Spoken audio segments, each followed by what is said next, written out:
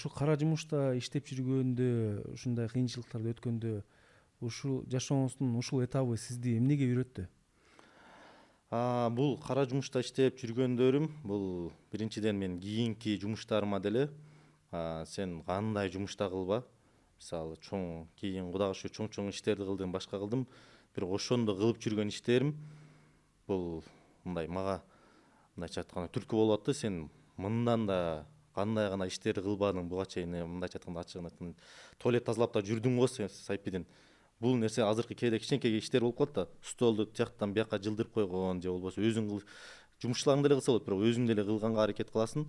Сен өзүң биринчи үлгүлүү болсоң, өзүң кылып атсаң, сен жумушчуларың ал ишти кийин сенден биринчи кылганга аракет кылат да.